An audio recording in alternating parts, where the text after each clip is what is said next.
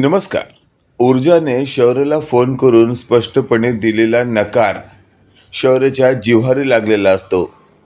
शौर्यच्या चेहऱ्यावरूनच शौर्यच्या आजीला कळून चुकलेलं असतं की शौर्यला स्पष्टपणे ऊर्जाने नकार दिला आहे. शौर्यची आजी शौर्यला म्हणत असते, "शौर्य, काळजी करू नकोस तू. मी काय म्हटलंय तुला माहिती आहे ना? मी तुझं लग्न तुझ्या ऊर्जाशीच लावून देणार." त्यावर शौर्य म्हणत असतो, "आजी, आजी तू जे काही बोलतेस ते कळतंय मला, पण स्पष्टपणे ऊर्जाने मला नकारच दिलाय. मला कळत नाहीये तिच्या मनात असतानाही ती मला स्पष्टपणे नकार देऊच कशी शकते." त्यावर कुमुदिनी म्हणत असते, "शौर्य, तुला अजूनही कळलं नाही का? ऊर्जा का नकार देते?" त्यावर शौर्य म्हणत असतो, "आजी, तुला असं म्हणायचंय का ऊर्जा डॅडमुळे नकार देते?" त्यावर कुमुदिनी म्हणत असते, "हो, ऊर्जा हर्षवर्धनमुळेच फक्त आणि फक्त या सगळ्याला नकार देत आहे." त्यावर शौर्य म्हणत असतो, "आजी, आता मी हर्षवर्धनचा मुलगा आहे, यात माझी काय चूक आहे?" हे वाक्य ऐकल्यावर कुमुदिनी म्हणत असते, "शौर्य, तुझी काहीच चूक नाहीये. चूक सगळी परिस्थितीची आहे." त्यावर आता शौर्य म्हणत असतो, "आजी, ते सगळं ठीक असलं तरी आत्ता मी काय करू?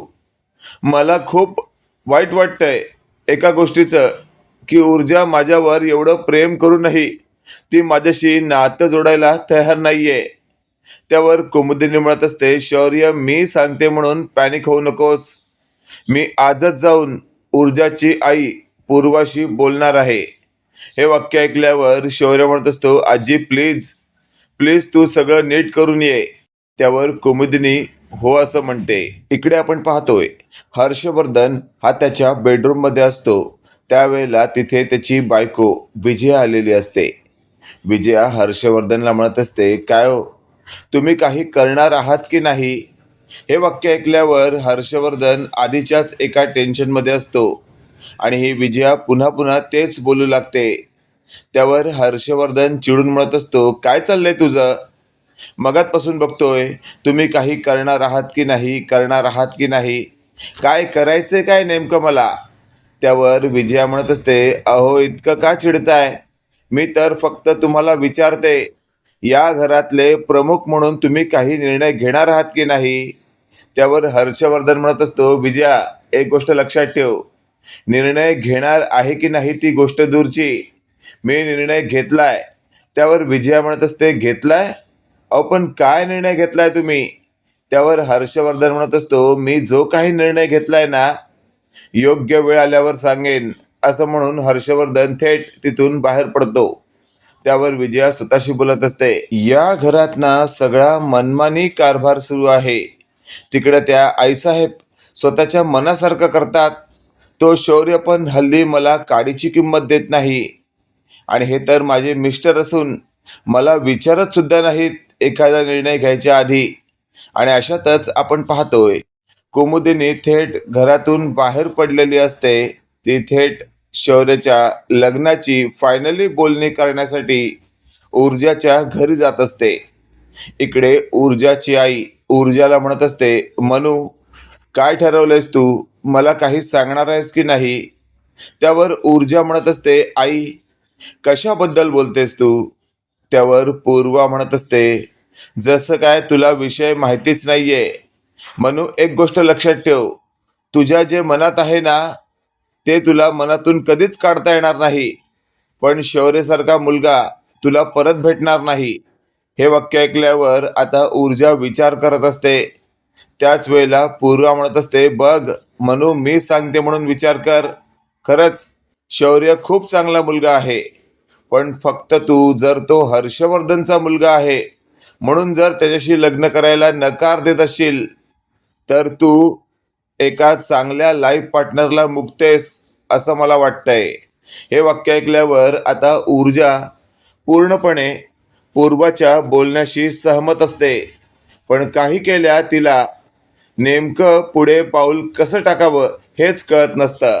तेवढ्यात आपण पाहतोय आता ऊर्जाच्या मित्र वकिलाचा फोन आलेला असतो कृपेशचा. कृपेशचा आलेला फोन लगेचच ऊर्जा रिसीव करते. समोरून कृपेश बोलत असतो. काय गे ऊर्जा, काय चाललंय काय तुझं? लक्ष आहे कुठे? त्यावर ऊर्जा म्हणत असते, कृपेश काय झालंय, कशाबद्दल बोलतोयस तू, मला काही समजावशील का? त्यावर कृपेश म्हणत असतो, अगं तुला जी नोटीस पाठवायला खत्री सरांनी सांगितली होती ती कशी पाठवलीस बघितलीस का तू जरा? त्याच्यावर काय लिहिलंयस तू? अगं तुझं लक्ष दुसरीकडेच आहे का? असं तसं आता कृपेश ऊर्जाला बडबडत असतो. आणि त्याच दरम्यान ऊर्जा म्हणत असते, थांब थांब कृपेश, मी जरा परत एकदा चेक करते. त्यावर कृपेश म्हणत असतो, ए बघ एक गोष्ट लक्षात ठेव, तुला जर व्यवस्थित काम करायचं असेल तरच कर, नाहीतर तुझ्यामुळे खत्री सरांचा ओरड मला खावा लागतो. हे वाक्य ऐकल्यावर ऊर्जा म्हणत असते, Kripesh I am so sorry, me recheck करते हा, आणि मी तुला परत कॉल बॅक करते. असं म्हणून ऊर्जाने कृपेशचा फोन ठेवलेला असतो.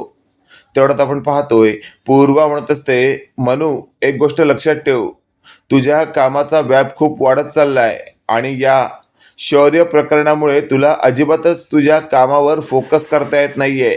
माझा ऐकशील तर तुझ्यासमोर दोनच पर्याय आता उभे आहेत. हे वाक्य ऐकल्यावर आता ऊर्जा म्हणत असते, दोनच पर्याय? त्यावर पूर्वा म्हणत असते, हो मनू, दोनच पर्याय. पहिला पर्याय म्हणजे तू शौर्य प्रकरणातून पूर्णपणे अंग काढ आणि तुझ्या मनासारखं जग. हे वाक्य ऐकल्यावर आता ऊर्जा म्हणत असते, आणि दुसरा पर्याय? त्यावर लगेचच आता पूर्वा म्हणत असते, दुसरा पर्याय म्हणजे जर तू शौर्य प्रकरणातून पूर्णपणे अंग काढलंस, शौर्याचा विचार सोडून दिलास, तर तुला तुझ्या खत्री सरांच्या कामावर 100% फोकस करावा लागेल. हे वाक्य ऐकल्यावर आता ऊर्जा म्हणत असते, आई तू मला द्विधा मनस्थितीत टाकला आहेस, या मनस्थितीतून कसं बाहेर पडावं हेच मला कळत नाहीये. तेवढ्यात आपण पाहतोय तिथे कुमुदिनीची एंट्री झालेली असते. कुमुदिनी लगेचच दारात येऊन बोलत असते, मी जर या मनस्थितीतून तुला बाहेर काढायला आले तर चालेल का? हे वाक्य ऐकल्यावर ऊर्जा आणि पूर्वा लगेचच उठून उभे राहतात आणि थेट समोर आलेल्या कुमुदिनीकडे पाहतात. त्याच वेळेला कुमुदिनी म्हणत असते, मी आत आले तर चालेल ना? हे वाक्य ऐकल्यावर पूर्वा लगेचच आता मानेने इशारा करते की या. कुमुदिनी आत येते. ती लगेचच आता पूर्वाला म्हणत असते, पूर्वा इथे मला सर्वात आधी तुझ्याशी बोलायचं आहे, नंतर मी ऊर्जाशी बोलीन. हे वाक्य ऐकल्यावर पूर्वा म्हणत असते, माझ्याशी? त्यावर कुमुदिनी म्हणत असते, हो तुझ्याशी, कारण तू ऊर्जाची आई आहेस आणि मला सर्वात आधी तुझं मत जाणून घ्यायचं आहे. त्यावर पूर्वा म्हणत असते, माझ्याशी बोलायचं आहे, बोला, काय जाणून घ्यायचं आहे? त्यावर कुमुदिनी म्हणत असते, मला सांग पूर्वा, तुला तुझ्या मुलीच्या डोळ्यामध्ये दिसत नाहीये का तिचं शौर्यावर मनापासून प्रेम आहे? हे वाक्य ऐकल्यावर पूर्वा आता ऊर्जाकडे पाहतच राहते आणि लगेचच आता पूर्वा स्वतःशी बोलत असते, मला तर खूप आधीपासूनच हे सगळं कळून चुकलं होतं, पण आत्ताही ऊर्जाच्या डोळ्यात फक्त आणि फक्त शौर्याबद्दल प्रेमच दिसतंय. तेवढ्यात कुमुदिनी म्हणत असते, पूर्वा बघ, तू काही न बोलता सगळं काही बोलून गेलीस. त्यावर लगेचच आपण पाहतोय पूर्वा म्हणत असते, काय? त्यावर कुमुदिनी म्हणत असते की हेच, ऊर्जाचं शौर्यावर अगदी मनापासून प्रेम आहे. त्यावर पूर्वा एकदम शॉक झालेली असते. तेवढ्यात कुमुदिनी म्हणत असते, ऊर्जा आणि पूर्वा तुम्ही दोघांनी मला सांगा, शौर्य हर्षवर्धनचा मुलगा आहे, यात त्याची काय चूक आहे? हे वाक्य ऐकल्यावर आता ऊर्जाला कळून चुकलेलं असतं की नेमकं कुमुदिनी मॅडमना काय म्हणायचं आहे. तेवढ्यात आपण पाहतोय कुमुदिनी म्हणत असते, बोल ना, बोल ना पूर्वा. त्यावर पूर्वा लगेचच आता बोलू लागते, कुमुदिनी मॅडम, तुम्ही जे काही बोलताय ते अगदी बरोबर आहे, यावर विचार करण्यासारखी गोष्टच आहे. त्यावर ऊर्जा म्हणत असते, आई तुला सुद्धा कुमुदिनी मॅडमचं म्हणणं पटतंय? त्यावर पूर्वा म्हणत असते, मला सुद्धा? अगं तुझ्या मनाला विचार, तुझ्या मनाला सुद्धा त्यांचं म्हणणं पटतच असेल. हे वाक्य ऐकल्यावर मात्र आता कुमुदिनीच्या मनाला खात्री झालेली असते की पूर्वाचा तर आता शौर्य आणि ऊर्जाच्या नात्याला जणू होकारच आहे, कारण पूर्वाच्या चेहऱ्यावरून तसं पॉझिटिव्हिटी स्पष्ट अशी दिसत असते. फक्त ऊर्जाच्या मनात चलबिचलता सुरू असते. अशातच आपण पाहतोय कुमुदिनी म्हणत असते, ऊर्जा, मला तुला एकच विचारायचं आहे. शौर्याशी असलेलं तुझं मनापासूनचं नातं तू खरंच मोडू शकतेस का? हे वाक्य ऐकल्यावर ऊर्जाच्या तोंडातून आता हो नाही का टू नाही काहीच रिप्लाय न आल्यामुळे आता कुमुदिनी म्हणत असते, बघ पूर्वा, मी विचारलं काय? आणि त्यात ऊर्जा अक्षरशः गुंतली. याचा अर्थ या नात्याला तिच्याकडूनही होकार आहे. मग असं जर मनापासून असेल तर मात्र मन मारून का जगायचं?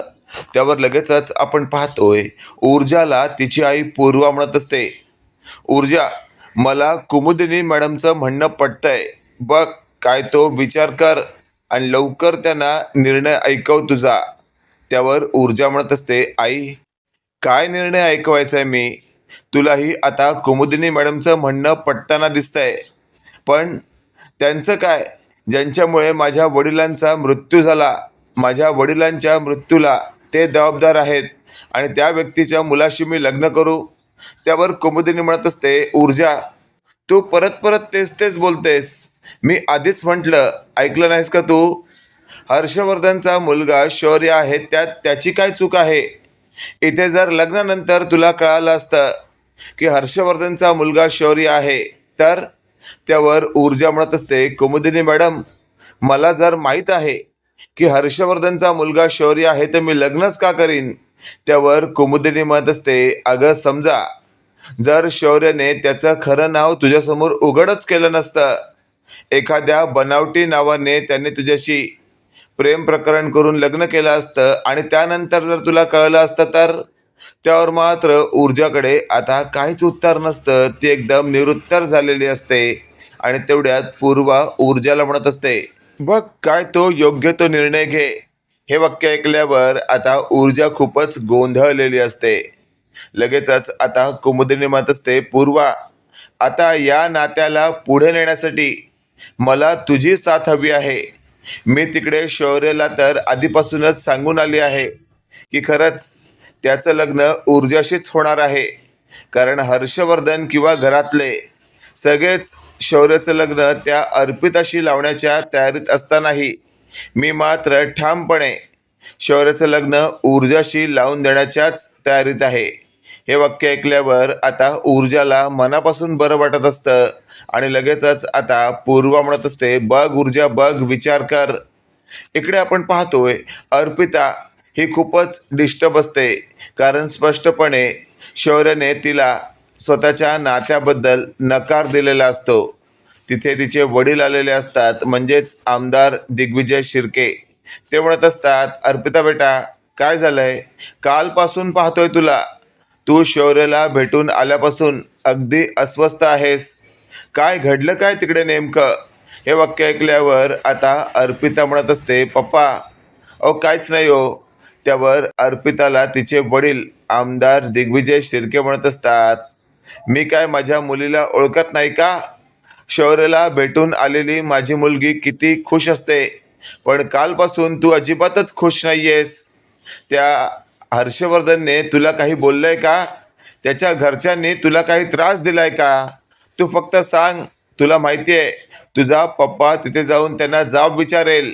हे वाक्य ऐकल्यावर अर्पिता म्हणत असते, पप्पा, असलं काही करायची गरज नाहीये. तेवढ्यात आपण पाहतोय तिथे आमदार दिग्विजय शिर्केचा मुलगा म्हणजेच तो नालायक विक्रांत आलेला असतो. तो म्हणत असतो, पप्पा, भले ही अर्पिता बोलत असेल असं काही करायची गरज नाहीये, पण पप्पा गरज आहे. त्या नालायक शौर्याने आपल्या अर्पिताला फसवलंय. हे वाक्य ऐकल्यावर आता दिग्विजय शिर्के म्हणत असतात, काय काय म्हणायचंय तुला? त्यावर लगेचच आता अर्पिता टेन्शनमध्ये आलेली असते. ती स्वतःशी बोलत असते, आता हा विक्रांत काहीतरी घोळ घालण्याच्या तयारीत दिसतोय. तेवढ्यात अर्पिता म्हणत असते, विक्रांत, विक्रांत, तोंड बंद ठेव.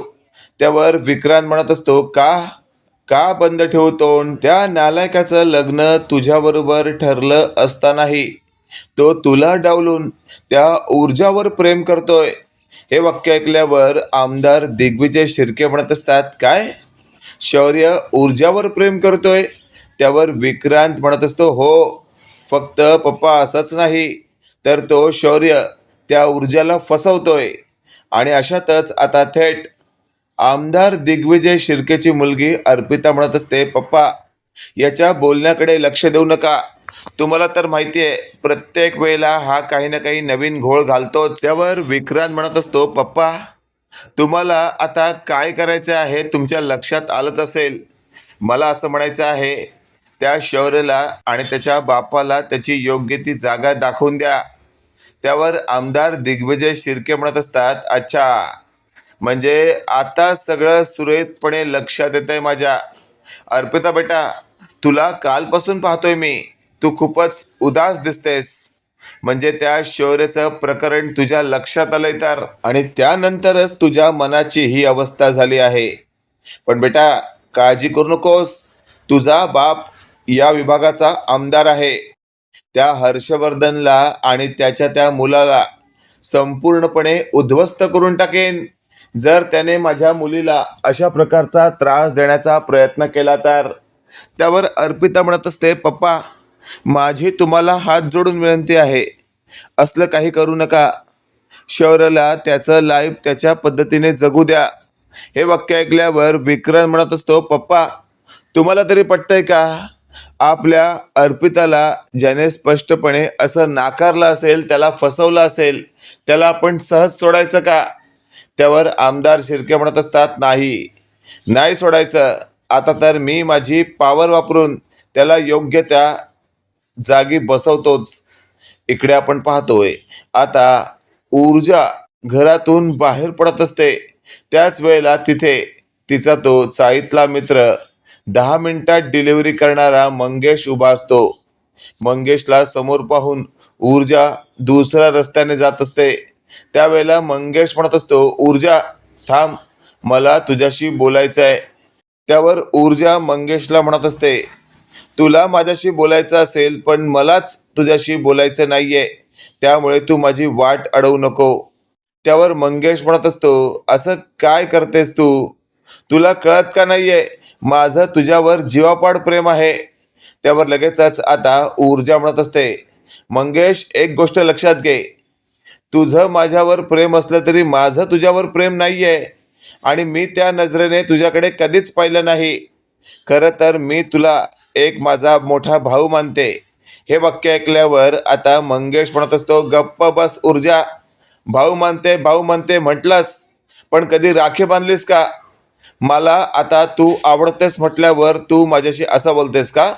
त्यावर ऊर्जा म्हणत असते, मंगेश मी तुला शेवटचं सांगते, माझ्या नादाला लागू नकोस, नाहीतर मला तुझ्या विरोधात पोलीस तक्रार करावी लागेल.